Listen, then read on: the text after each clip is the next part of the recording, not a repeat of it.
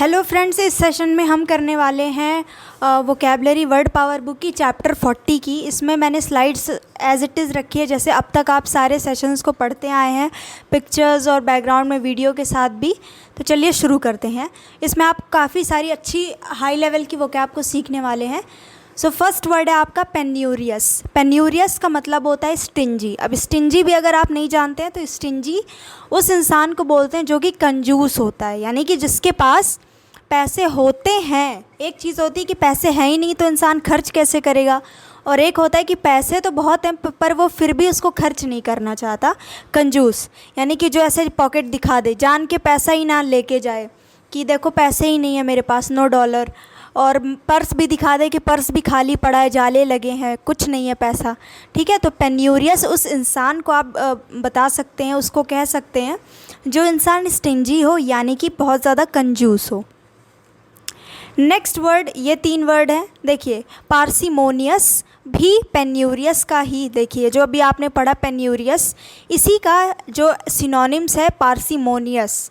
कोई इंसान को अगर आप पार्सिमोनियस बोल लीजिए या फिर पेन्यूरियस बोल लीजिए, दोनों का से आप क्या कहना चाह रहे हैं कि वो इंसान बहुत ही ज़्यादा कंजूस है, यानी कि वो इंसान स्टिंजी पर्सन है। पार्सिमोनियस का ही ये नाउन फॉर्म है, यानी कंजूसपन। हिंदी में शायद ये गलत भी हो, पर आप समझ ही गए होंगे मैं क्या कहना चाह रही हूँ। पेन्यूरियसनेस या फिर स्टिंजीनेस, ये देख लीजिए। कंजूसी, यानी कि हाँ, कंजूसी को बोलते हैं पार्सिमोनी। ठीक है, स्टिंजीनेस, पेन्यूरियसनेस, ये दोनों क्या है, एक दूसरे के सिनोनिम्स है। तो इससे आप स्टिंजी भी सीख गए होंगे, अगर आपको नहीं पता रहा होगा कि स्टिंजी का मतलब कंजूस होता है। फिर देखिए, आपने ये वर्ड वैसे प्रीवियस सेशन 39 में कवर कर रखा है, फिर से इसमें रिपीट हो रहा है, पेन्यूरी। पेन्यूरी मीन्स पॉवर्टी, यानी कि गरीबी। ठीक है, तो अब आपको मैं बता दूं कि ये वर्ड पेन्यूरी और आप जैसे पेन्यूरियस, कंफ्यूज नहीं होना है। पेन्यूरियस से गरीबी मीनिंग नहीं है, पेन्यूरी से ही ये मिलता जुलता वर्ड है।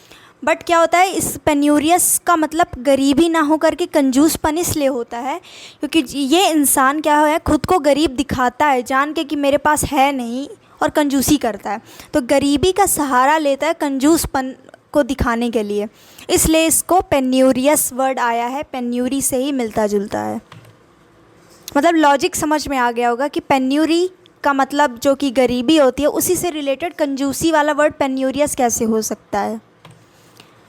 फिर देखिए, नेक्स्ट वर्ड है इंडिजेंस और इंडिजेंट। देखिए, सबसे पहले फर्स्ट वर्ड है आपका इंडिजेंस। तो पेन्यूरी का मतलब होता है गरीबी, यानी गरीबी है बहुत ज़्यादा, और इंडिजेंस का मतलब होता है माइल्ड डिग्री ऑफ गरीबी, मतलब माइल्ड डिग्री ऑफ पॉवर्टी। यानी कि वो इंसान जैसे होता है ना कि कोई अमीर है, कोई बहुत ज़्यादा अमीर है, जैसे टाटा जैसे लोग बहुत ज़्यादा अमीर हैं, फिर उनसे नॉर्मल लेवल पे हैं कि हाँ जैसे ठीक ठाक हैं, कार है घर में, अच्छा खासा है पैसा। और एक होता है कि एक मिडिल क्लास है, फिर आता है लोअर मिडिल क्लास, फिर आता है एक एकदम से ही ऐसे इंसान जो भीख मांग के भी अपना काम चलाते हैं, उनके पास उतना भी नहीं होता। तो काफ़ी सारे डिफरेंट टाइप की गरीबी भी होती है। तो इंडिजेंस का मतलब होता है माइल्ड डिग्री ऑफ पॉवर्टी, यानी ये एक ऐसी अवस्था होती है जब गरीबी है पर आप भीख भी नहीं मांग सकते हो, और आपको ऐसा दिखा के भी चलना पड़ रहा है हल्का हल्का सा कि हाँ बहुत ज़्यादा दिक्कत नहीं है घर में। तो पेन्यूरी मीन्स गरीबी, और इंडिजेंस एक माइल्ड मीन्स हल्का पॉवर्टी, हल्का गरीबी, समझ गए होंगे। इंडिजेंट उस इंसान को बोलते हैं जो कि ऐसा जिसके पास हल्की हल्की गरीबी होती है, यानी कि नॉट एब्सोल्युटली पेनीलेस, यानी कि ऐसा नहीं होता कि मतलब बिल्कुल भी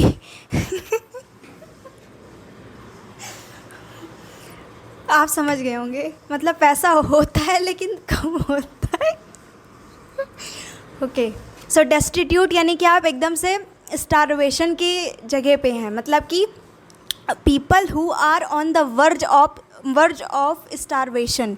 स्टारवेशन का मतलब होता है भूख, और वर्ज का मतलब होता है किनारा, यानी कि ऐसे इंसान जो कि on the verge of starvation है, यानी कि एकदम से मतलब कि ऐसी नौबत कभी भी आ सकती है कि वो मतलब कि भूखे मरने तक की नौबत जो आती है, जो मतलब कि पेन्यूरी उससे भी ज़्यादा, मतलब गरीबी, डेस्टिट्यूट, यानी people who are on the verge of starvation, जैसे कि पिक आप देख सकते हैं, और डेस्टिट्यूशन यही पेन्यूरी, ठीक है। और डेस्टिट्यूट उस इंसान को बोलेंगे जो कि on the verge of starvation है।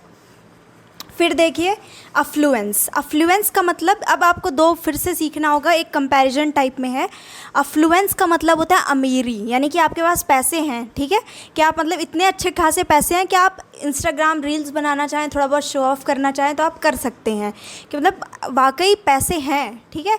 पर उतना भी पैसा नहीं है कि आपके पास काफ़ी मनपसंद की आप अपना हर 2 महीने अपना घर चेंज कर सकते हैं, कहीं पे भी फ्लैट ले सकते हैं, कोई भी कार ले सकते हैं, उतनी अमीरी नहीं है। पर फिर भी अमीरी है कि एक कार अफोर्ड कर सकते हैं, एक अच्छा खासा घर होगा, और शादी में फ्रेंड लोगों की शादी में पैसे भी खुद उड़ा के रिग्रेट ना हो, उस हिसाब से उतनी अमीरी होती है। तो उस टाइप की अमीरी को, उतने अमीर अगर आप हैं तो आप उस अमीरी को क्या कह सकते हैं, अफ्लुएंस। और ऐसा इंसान जो इतना अमीर होता है उसको बोलते हैं अफ्लुएंट, कि अगर जैसे ये देखिए पैसे उड़ा रहा है तो ये क्या है, अफ्लुएंट पर्सन है। फिर है जैसे कि ऑप्यूलेंस, ठीक है, ऑप्यूलेंस बोल सकते हैं। ऑप्यूलेंस का मतलब होता है लग्जरियसनेस, यानी कि लग्जरी वाली ज़िंदगी जो जिए, जैसे लैम्बोर्गिनी आपको दिख रही है और बहुत ही महंगी महंगी गाड़ियाँ हो, मतलब कि एक होता है कि नीड अपनी अच्छी खासी कंडीशन में इंसान आ चुका है कि पैसे हैं, वो है एफ्लुएंस। और एक इंसान होता है कि बहुत ज़्यादा ही उसके पास पैसा है, कि कार चेंज कर रहा है, मतलब हद से ज़्यादा ही अमीर, लग्जरी वाली ज़िंदगी जी रहा है, तो उसको बोलते हैं ऑप्यूलेंस। ऑप्यूलेंट वही वो इंसान हो जाएगा जो कि जैसे प्रिंस जैसा, राजा का बेटा प्रिंस, जो चाहे वो खा सकता है, जो जहाँ चाहे वहाँ जा सकता है, अच्छे कपड़े, सोने से जड़े हुए कपड़े भी पहन सकता है, तो ऐसा राजा क्या होता है, ऑप्यूलेंट। मतलब ऐसा पर्सन ऑप्यूलेंट होता है। फिर देखिए कॉन्फ्लुएंस। कॉन्फ्लुएंस को हिंदी में बोलते हैं संगम, ठीक है। जैसे कि कॉन्फ्लुएंस, संगम। कॉन्फ्लुएंस का मतलब हिंदी में अगर मैं बताऊं तो जहाँ पे दो चीज़ें मिक्स कर जाए, जैसे पानी, दो नदियों का पानी यहाँ पे क्या है, मिक्स होता हुआ दिखाई दे रहा है, और यहाँ से दोनों साथ में अब आगे बहेंगे, तो कॉन्फ्लुएंस वही संगम, वो मीटिंग एरिया जहाँ पे दो चीज़ों का संगम होता है, यानी मिक्सअप होता है, मर्ज होती हैं जहाँ पे दो चीज़ें। अ प्लेस वेयर थिंग्स मर्ज और फ्लो टुगेदर, तो वो प्लेस जहाँ पे दो चीज़ मर्ज करती हैं और वहाँ से इकट्ठा फ्लो करती हैं, तो उस संगम को इंग्लिश में बोलते हैं कॉन्फ्लुएंस। ज्योग्राफी में भी कॉन्फ्लुएंस वर्ड आप सेपरेटली पढ़ते हैं, लेकिन ये कोई ज्योग्राफी का स्पेसिफिकली टर्म नहीं है, असल में रिवर से ये एग्जांपल दिया जाता है, इसलिए कॉन्फ्लुएंस है, बाकी कॉन्फ्लुएंस आपने ज्योग्राफी में देखा होगा। फिर देखिए एफिमेरलिटी। अब ये नाउन वर्जन मैंने लिखा है, इसका मेन वर्ड आप पढ़ चुके हैं, एफिमेरल। एफिमेरल का मतलब जो चीज़ बहुत ही कम समय के लिए लास्ट करे, ठीक है।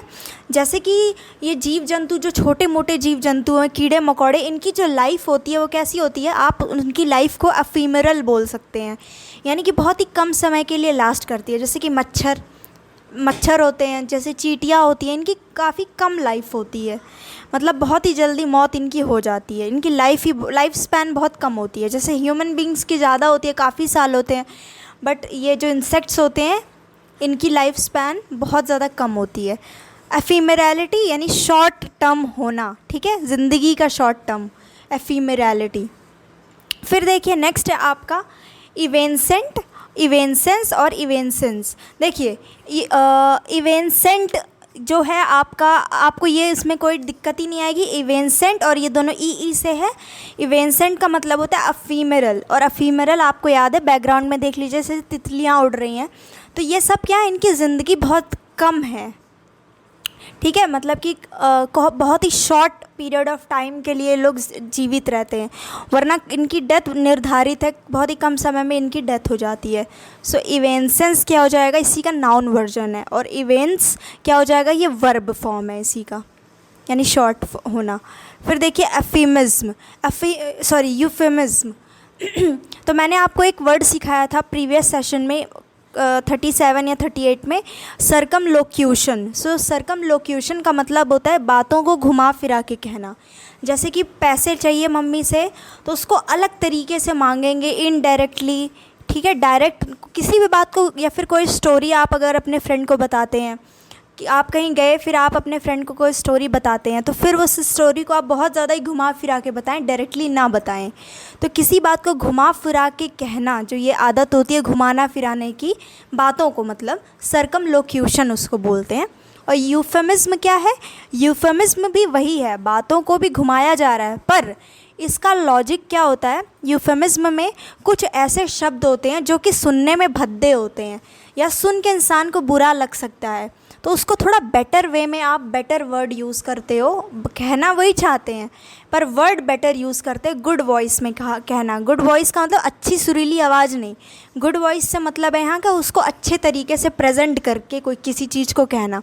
जैसे कि कोई टीचर आपको बोले, अगर बोले कि आप नालायक हो, आप पढ़ते नहीं हो, तो वो चीज़ बेकार सी लगेगी, पर उसी को अलग तरीके से बोल दिया जाए तो मतलब कि हाँ थोड़ा कम पढ़ा या और पढ़ना था वगैरह वगैरह, तो समझ गए होंगे आप। तो वो क्या है कि जानबूझ के घुमा फिरा के बोला जा रहा है ताकि सामने वाले को बुरा ना लगे, तो उसको, इस प्रैक्टिस को बोलते हैं यूफेमिज्म।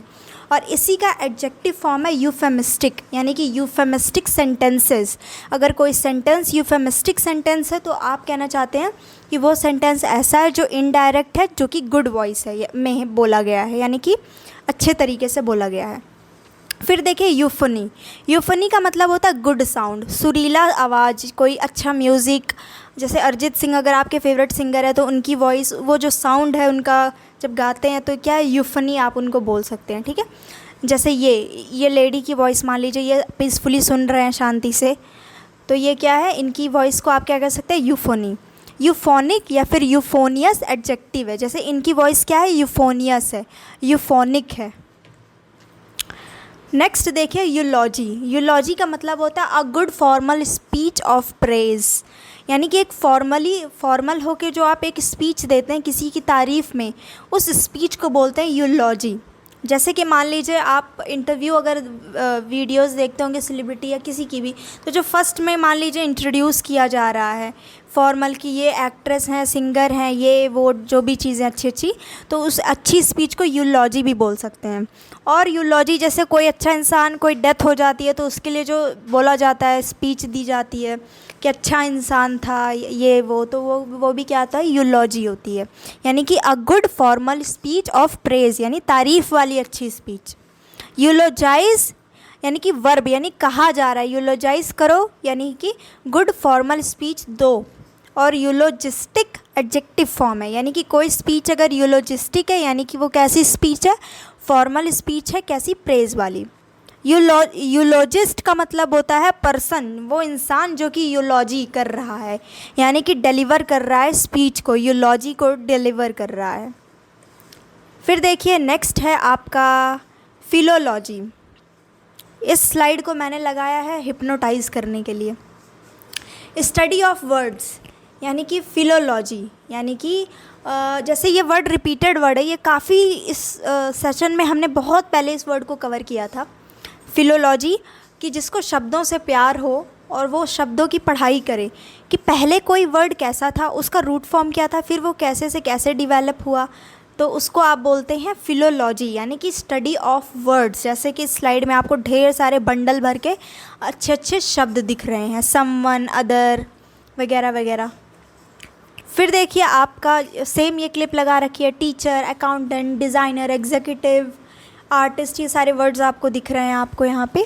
फिर देखिए ये है मोनोलॉग। मोनोलॉग क्या है, सिनोनिम्स है सोलिलोकी का, और सोलिलोकी आपने पढ़ रखा है, यानी कि speech you make to yourself, ऐसी कोई स्पीच जो आप खुद से खुद को देते हैं, अकेले में आप कोई स्पीच अगर खुद को दे रहे हैं तो वो क्या है, मोनोलॉग है, यानी कि सोलिलोकी है। फिर है एपीलॉग। अब देखिए एपीलॉग, अगर आप नॉवेल वगैरह पढ़ते हैं तो आपको पता होगा कि, एक सेकेंड इससे पहले आप प्रोलॉग समझ लीजिए, ओके।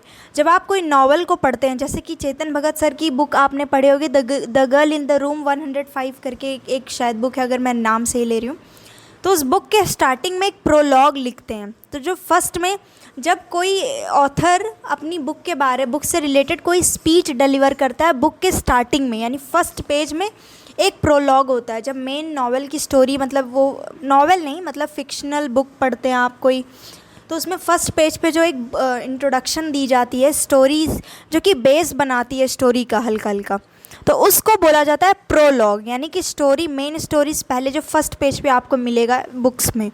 और एपिलॉग क्या होता है, जब एक स्टोरी पूरी कंप्लीट हो जाती है तो उसके लास्ट पेज में एक ऑथर लिखते हैं, जो स्पीच देते हैं ऑथर ऑडियंस को, उसको बोला जाता है एपिलॉग।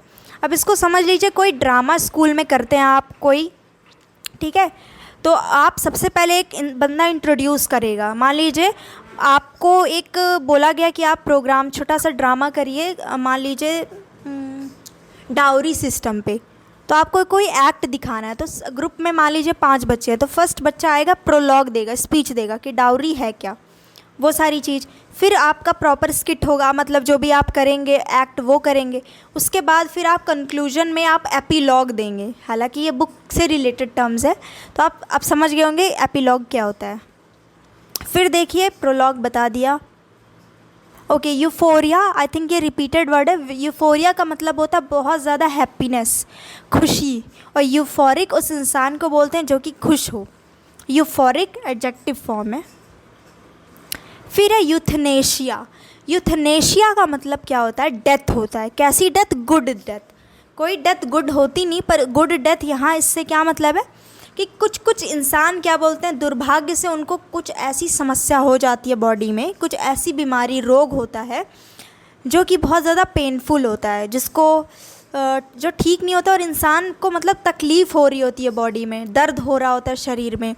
तो उसमें क्या होता है कि डॉक्टर क्या है, विद परमिशन इंसान जो पेशेंट होता है वो चीज़ बोल सकता है कि मुझे डेथ दे दी जाए, कि तो किसी इंजेक्शन या जैसे भी डॉक्टर करते हो तो उस इंसान को मार दिया जाता है, ताकि जो उसके अंदर तकलीफ़ है, जिससे उसको, क्योंकि उसको एक ऐसी डिज़ीज़ हो गई है जो कि इनक्योरेबल है, मतलब जिसका कोई इलाज ही नहीं है, जो ठीक ही नहीं हो सकता है। तो वो इंसान अपनी पूरी ज़िंदगी, जो बची हुई लाइफ है, 1 साल या 6 मंथ, वो डेली हर दिन दर्द में तड़प तड़प के रहे। इससे बेटर क्या है कि उसको मार दिया जाए, कि उसकी डेथ, क्योंकि डेथ निश्चिंत है, क्योंकि वो ठीक ही नहीं हो सकता। तो उस प्रोसेस को, गुड डेथ को बोलते हैं यूथनेशिया। फिर देखिए पर्सीफ्लेज। पर्सीफ्लेज का मतलब होता है फ्रेंडली टीजिंग। जैसे मैंने आपको बताया था बैड नाज एक वर्ड होता है, तो ये उसी का सिनोनिम्स है। पर्सीफ्लेज मीन्स फ्रेंडली टीजिंग, यानी कि किसी को चिढ़ा रहे हो आप, हंसी मजाक कर रहे हो, उसकी हंसी उड़ा रहे हो, लेकिन वो हंसी इसलिए नहीं उड़ा रहे हो कि आप उसका मजाक कर रहे हो, पर आपका वो बहुत अच्छा फ्रेंड है, आप फ्रेंडली वे में उसको चिढ़ा रहे हो, तो उसको बोलते हैं पर्सीफ्लेज। फिर है क्लीशे। इसको क्लिच या ऐसा कुछ नहीं पढ़ना है, इसको पढ़ते हैं क्लीशे। क्लीशे मीन्स घिसा पिटा। मान लीजिए आपने कोई बुक पढ़ी, तो आपको वो बुक अच्छी नहीं लगी, तो आप बोलेंगे बहुत ही क्लीशे स्टोरी है, वही घिसी पिटी लव स्टोरी है। फिर क्या है ब्रोमाइड। ब्रोमाइड का मतलब होता है मतलब कि फॉलेशियस रिमार्क दैट शोज, मतलब कि वही घिसी पिटी, मतलब कि डल सी जो आप रिमार्क देते हो, उसको बोला जाता है, ठीक है, ब्रोमाइड। और ब्रोमेडिक यानी कि वही एडजेक्टिव फॉर्म हो जाएगा इसी वर्ड का। तो दोनों क्या है, लगभग सेम है, जिसका मतलब क्या है, मतलब कि ये पर्सीफ्लेज जैसा ही समझ सकते हैं आप इस वर्ड को भी, कि आप घिसी पिटी वही एक बातें जो है वो कर रहे हो, जिसका कोई ख़ास इम्प्रेशन नहीं बन रहा है। और प्लैटिट्यूड। अब देखिए प्लैटिट्यूड, क्लीशे, ब्रोमाइड, ये तीनों ही क्या हैं, एक दूसरे के सिनोनिम्स है। प्लैटिट्यूड, जैसे मान लीजिए कोई स्टैंड अप कॉमेडियन है, उन्होंने बहुत अच्छा पंच लाइन लिख रखा, कि वो सोचेंगे, उन्होंने सोचा कि हम इसको सुनाएंगे और ऑडियंस हंसेगी, बट हुआ क्या कि जब उन्होंने वो पंच लाइन बोली, तो वो क्या हुआ कि उतनी इम्प्रेसिव नहीं हुई कि जितना लोग सोचे हैं, जितना उन्होंने सोच रखा था, ठीक। तो प्लैटिट्यूड यानी कि जो सेंटेंस विच फॉल्स फ्लैट का मतलब कि वो उतना जमा नहीं, वो स्पीच या वो लाइन आपकी, और वो नॉर्मल सा इंप्रेशन दिया, तो उसको बोलते हैं प्लैटिट्यूड, यानी कि क्लीशे या फिर कह लीजिए ब्रोमाइड। प्लैटिट्यूडिनस इसी का ही एडजेक्टिव फॉर्म है। फिर आता है एनोडाइन या फिर anodyne, both pronunciations are correct, anodyne या एनोडीन, ठीक है। तो मैं एनोडाइन बोल रही हूँ। पेन किलर या फिर पेन पिल। पिल मीन्स ये टैबलेट, गोली को बोलते हैं इंग्लिश में पिल। पेन पिल यानी कि जो जैसे घुटने में दर्द है या कोई भी कहीं पे भी बॉडी में किसी भी पार्ट में दर्द है तो पेन किलर टैबलेट जो खा लेते हैं जिससे दर्द आराम हो जाए, तो उस टैबलेट को बोलते हैं एनोडीन। और ये ब्रोमाइड, वैसे तो मैंने इसका एक मीनिंग तो मैंने ये बताया कि घिसा पिटा बात, जो आप कुछ भी बोल रहे हो कुछ न्यू नहीं है उसमें। एक तो ये मीनिंग हो गया इस वर्ड का, और एक ये और टैबलेट भी होती है एनोडाइन जैसी ही, एक टैबलेट को ब्रोमाइड भी बोलते हैं आप। ये टैबलेट भी क्या करती है, पेन किलर ही होती है। तो ये था आपका सेशन 40। आई होप आपको समझ में आया होगा। इसमें अच्छे लेवल के वर्ड थे जैसे कि मोनोलॉग, फिर आपने फिलोलॉजी रिपीटेड था, ये सारे अच्छे वर्ड थे। ये वन वर्ड सब्स्टिट्यूशन में पूछा जाता है बहुत, यूलॉजी वगैरह। उसके बाद यूफेमिज्म, इवेंसेंट, ये सब एग्ज़ाम लायक वर्ड हैं। कॉन्फ्लुएंस को तो उतना इम्पॉर्टेंट नहीं है, ये एग्ज़ाम लायक वर्ड था। ये भी डेस्टिट्यूट न्यूज़पेपर में ज़रूर मिलेगा आपको, तो पता होना चाहिए। पेन्यूरी भी अच्छा वर्ड था, पार्सिमोनी भी बहुत अच्छा वर्ड था। मतलब एग्ज़ाम लायक इस सेशन में काफ़ी वर्ड्स थे। So that's it for this video. मिलते हैं नेक्स्ट सेशन में, सेशन 41 में। So thank you so much for watching this video. अगर आपने इस वीडियो को एंड तक देखा है तो do share your opinion if you like this session. And PDF मैं भेज दूँगी हमेशा की तरह टेलीग्राम चैनल पे, और उसकी लिंक भी कमेंट सेक्शन में मिल जाएगी इसी वीडियो के। So thank you so much for watching this video.